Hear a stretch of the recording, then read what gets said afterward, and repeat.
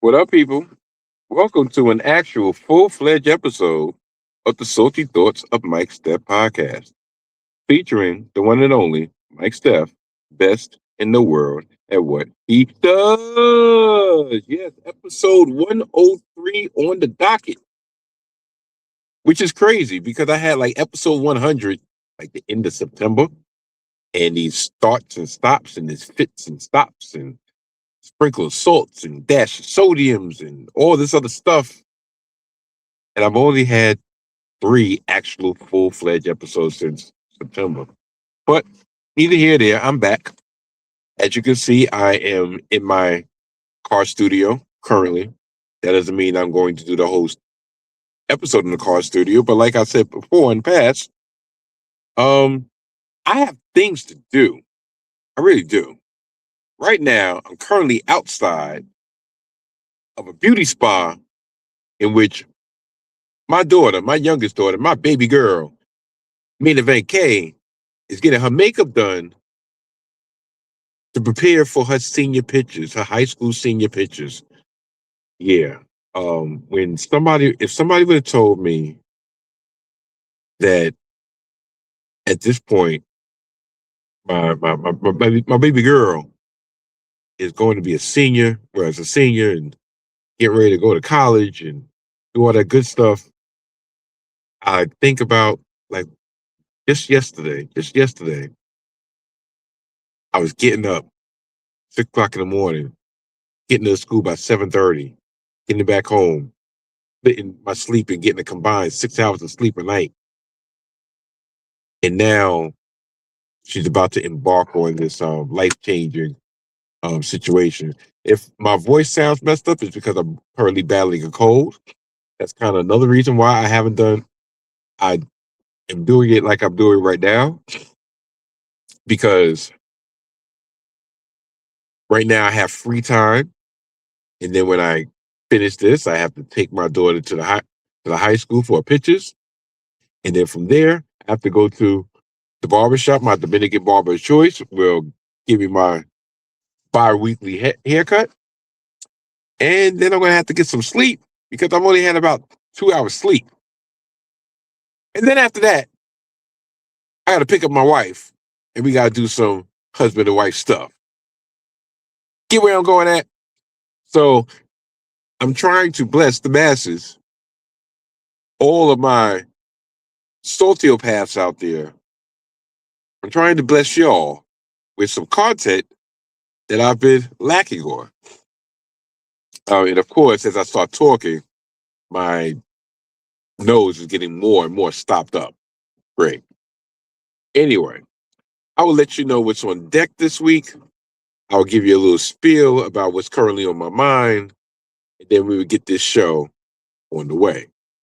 What's on deck this week? Well, since it's a full-fledged episode, I actually have segments.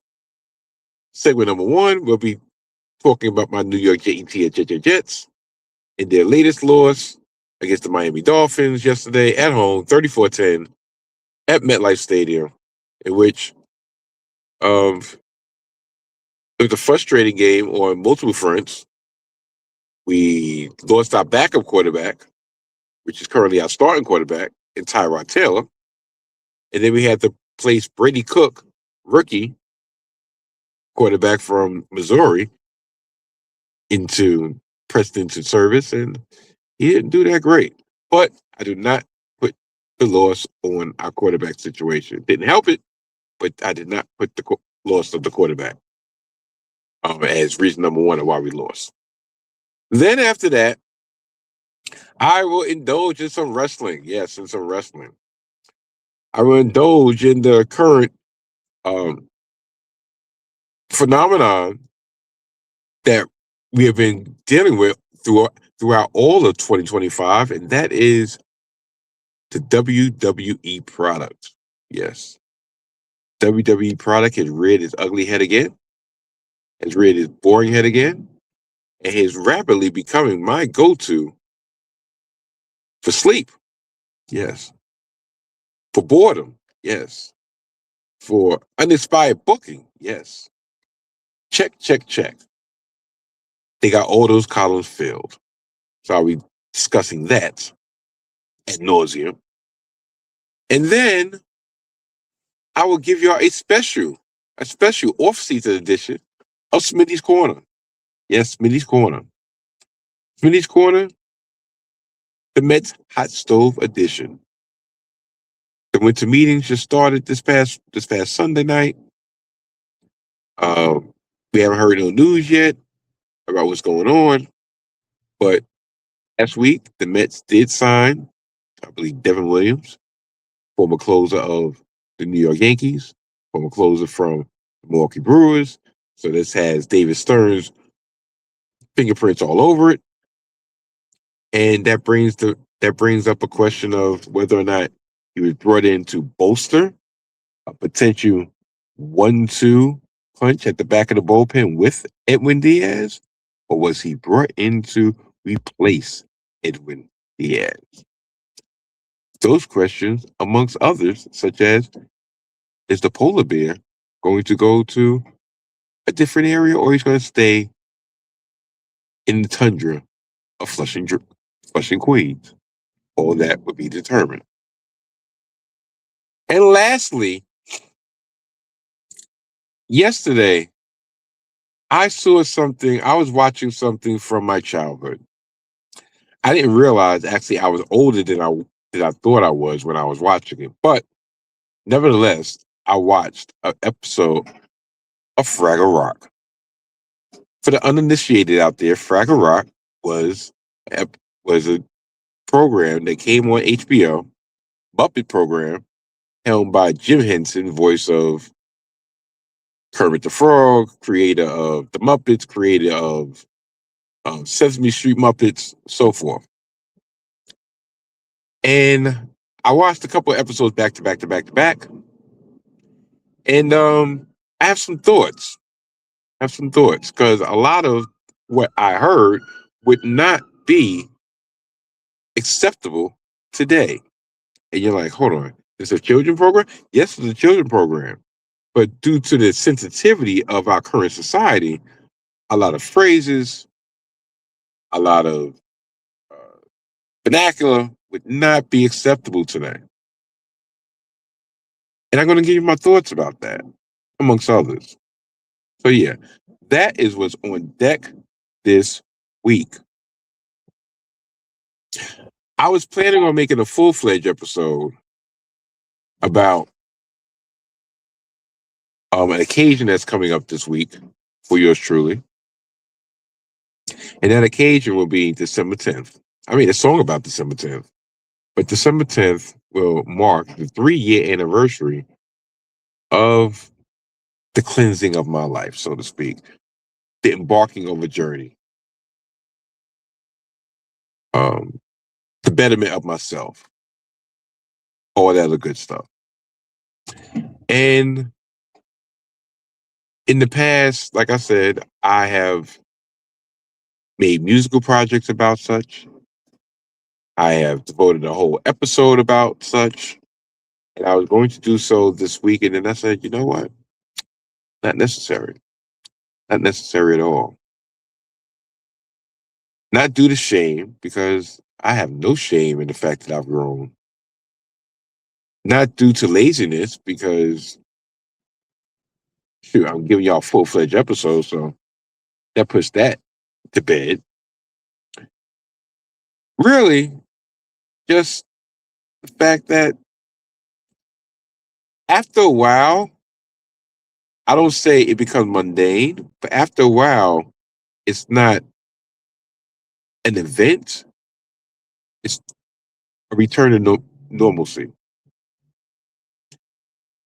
It's almost like I'll use this analogy. If somebody such as myself that lives month to month and works from 9 to 5, and they automatically win the mega millions or the Powerball or what have you, the lifestyle changes. Your thought pattern changes. Your budget definitely changes. But after 2-3 years of being a multi-millionaire, do you still consider that a life-changing event? or do you consider that every day? And that's where I'm at in my thought pattern when it comes to um, December 10th. December 10th was a life-altering event that happened. I am blessed to have my health. I'm blessed to be on the other side of that. It's still recovering, still growing, still nurturing, and so forth. But at the same time, I'm going to celebrate it, but I celebrate it every day. Doesn't need to be one day that I just hold up amongst others and that I put it on a pedestal and that everything else pales beyond it. Because everything else has risen to that pedestal. Get my train of thought now? Hope so. So I say all that to say this. In the last week, and I wasn't going to mention this, but in the last week, I had a situation, right? I had a situation in which it tested not only my growth, but my faith. My faith in the Lord above that I am truly, truly blessed to be the current man that I am. Not to get too much into specifics, but I'll give you the gist of it. I put a piece of art out for judgment by a certain personality in the hip hop sphere. And my piece of work was judged harshly. Judged harshly, but bordering on disrespectful. And I took it in stride because, first of all, I'm like, I just did it just because. Didn't mean nothing about it. Didn't really care about it, but I was just curious. Me taking that step and sending something as my authentic self was really the goal. Anything else was gravy if it was positive. Unfortunately, it wasn't positive. It was overwhelmingly negative. But once again, everybody has the right to their opinion. Now, in the past, I would have taken that opinion of theirs, turned it up sideways, and stuck them straight up their candy ass.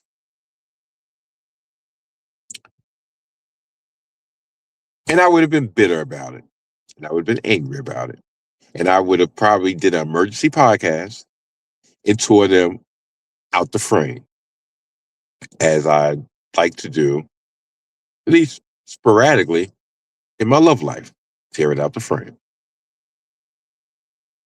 This time I said no. Told a couple confidants, spoke to my daughter about it, let her know about it, spoke to my therapist about it. And most importantly, I sat with it. And I had to decide. Matter of fact, not I had to decide, I had to compare, okay, what would I have done earlier? What would I have done years prior? And what am I doing now? And how does it make me feel? And to be honest, yeah, did it sting a little bit? Yeah, of course, because nobody wants to see rejection. Nobody wants to feel rejection. But at the end of the day, you know what that told me? It told me, well, sometimes maybe I'm at that point that what I thought was important in the past is no longer important. Not the fact that I got rejected. No, no, no, no, no. The fact that it did not upset me that I got rejected. Because art is subjective. And sometimes if you at the base, you have to do things for you, for your enjoyment. If the other people enjoy it, that's great. If they don't, that's their loss. It should not affect you one iota negatively. Can you strive to improve? Yes. Can you take it to heart? No, you cannot. Just me talking about this without, I swear I was going to put the clip up and everything because I recorded it. And tell you the truth, I'm going to delete it. And you know why I'm going to delete it? Because it no longer matters at all. And that's a part of my growth. That's a part of my everyday struggle in which you have to realize some things aren't worth the energy, aren't worth bringing you negative energy. Some things aren't worth you taking a step back for that quick satisfaction. Because you have to think about long term. You have to think big picture. And that is what I am been striving to do. And I'm glad that I'm at that state that I can do that. As this UPS truck is behind me, on the side of me, listening to the tunes, and speeding off like a reckless abandon. Anyway, see how calm I am? Which belies the title of my podcast, The Salty Thoughts of Mike Steph. But, you'll get some salt here and there. Anyway, let's get this show on the way. Any more witty antidotes will be in the course of recording this show. So, without further ado, good night, and goodbye. Bang!